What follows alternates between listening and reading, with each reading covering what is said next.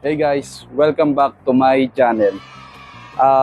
Quick vlog lang tayo guys, and for today's vlog, palitan na natin yung front wiper blade natin dahil may nabili tayo may nabili tayong bagong wiper. So try natin kung gagana siya.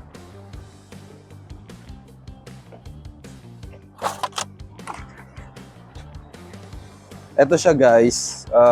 Ang brand niya is Rain X Vision. Sa Landers, galing kasi tayo sa Landers.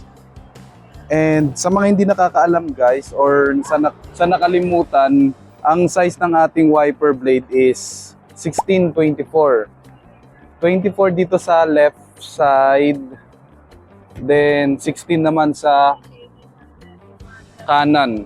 Yung rear natin kasi okay pa, pero yung size nun is nasa 11 inches. So, for this vlog, ang gagawin natin is kung paano tanggalin yung stock wiper blade natin, and also kung paano rin siya ibalik and paano i-install tong bago. Ayun, disclaimer guys, hindi ako expert sa ganito, so try lang natin mag-DIY. So ganito siya guys. Dito kasi guys, merong parang hook dito. May laing tayo dito. Ayun, ganito lang siya guys. Tapos, iikot natin ganyan.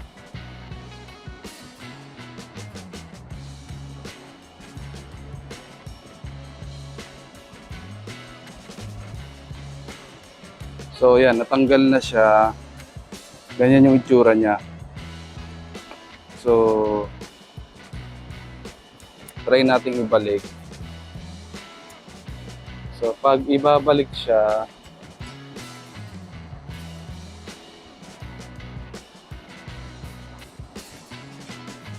tapos pagpapasok siya, ganun ulit. Tapos ipapasok na ganyan.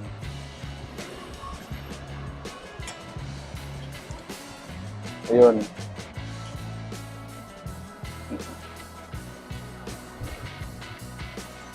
So, ganun siya tanggalin guys. Try natin.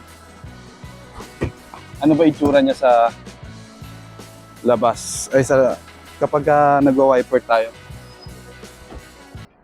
Oy, tulyaw. Ayan, tingnan natin guys. Ito siya. Tingnan natin to. Dito.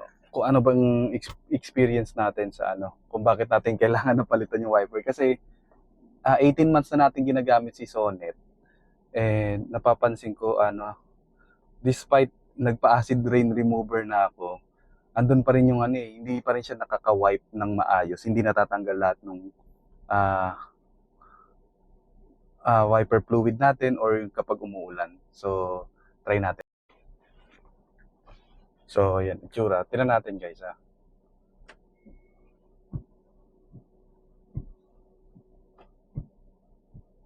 Ayan. Hindi ko alam kung kita yung residue, pero yun, meron siyang natitira.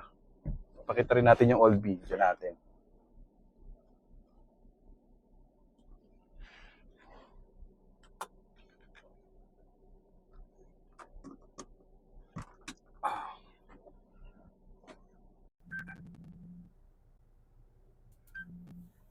Ayan, ganyan siya.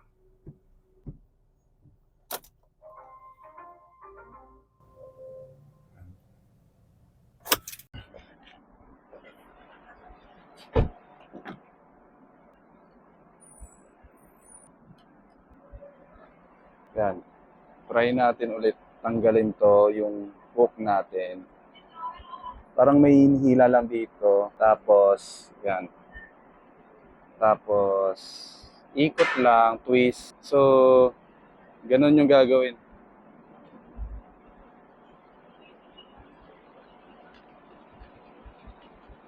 Yun. So, ito ay 24. Try natin itong 24. Yan, hook type siya. Kita ba? Kita, Agustin.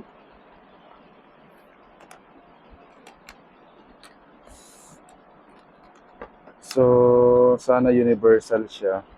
Ito yung mga laman niya. Yan. Hindi ko alam yung mga tawag, pero Ang pinakamahalaga yung mismong wiper natin, guys.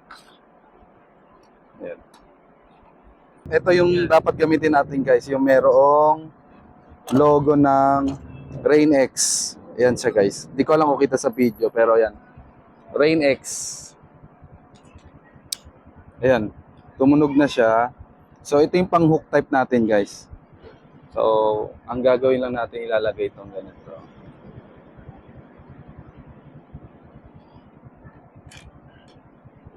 So, ayan guys. Kung makikita sa video, ayan na siya. Ayan. Tapos may silicone. Tingnan nyo na lang guys kung may silicone pa. Ayan, may silicone pa siya guys. Kailangan nating tanggalin. Ayan, tanggalin natin to. Ganyan yung tsura niya. So, bababa natin ng unti-unti. Ayan. So, gawin din natin sa kabila guys. Sana abot ko.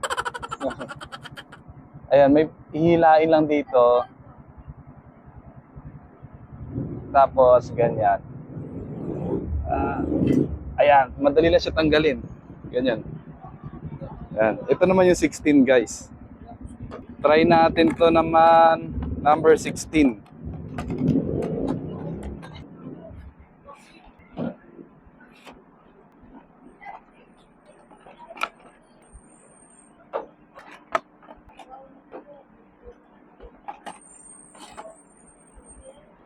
Ito. So, ito naman yung number 16 natin, guys.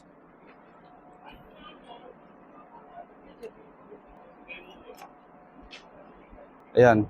Automatic yung may Rain-X ulit. Tandaan nyo, guys. Yung other adapter, kung hindi naman hook type naman kayo, no need na itong mga adapter na to. So, try natin to. Ayan. So, tanggalin ulit natin yung silicone.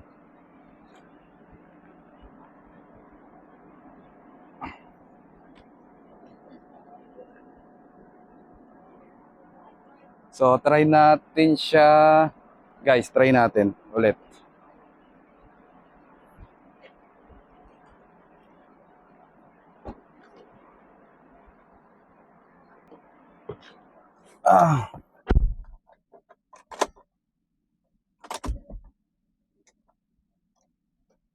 So,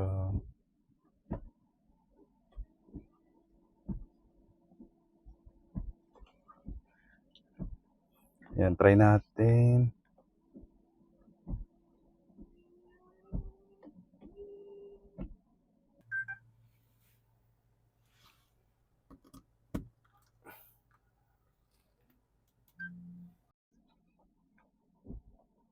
Ayan. Matatry natin siya kapag umuulan.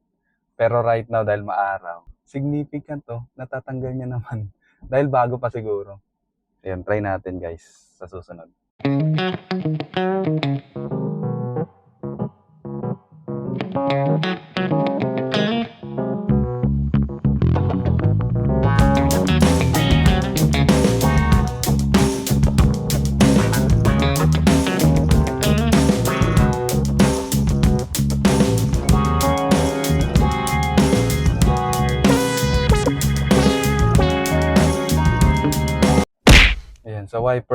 Sa wiper nga talaga guys, yung ano natin, maganda na. Hindi kagaya nung dati, despite naka-acid rain remover nga tayo. Pero yan, na-prove natin na kailangan talaga ng wiper.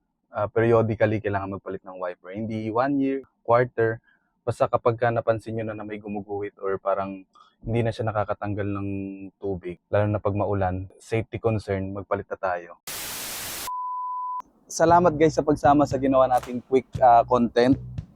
So, nabili natin tong wiper na to sa Landers kasi galing tayo kagabi sa Landers, nag-grocery tayo. So, Rain-X Vision. So, saka natin siguro i-review kapag nagagamit na natin siya, lalo na pagka malakas yung ulan. Ano ba yung ano niya, yung kayang i-offer compared sa mga competitors niya. Pero right now, masasabi ko okay dahil bago pa siya. Tingnan natin kung ilang months siya tatagal. Quality ng pag-wipe niya. Nasa ano lang naman to guys. Ang price nito is yung 16 inches, 680 pesos. Tapos ito naman na 24 inches, 750 pesos. So roughly nasa less than 1,500 pesos. More or less. Ayun guys, yun lang muna.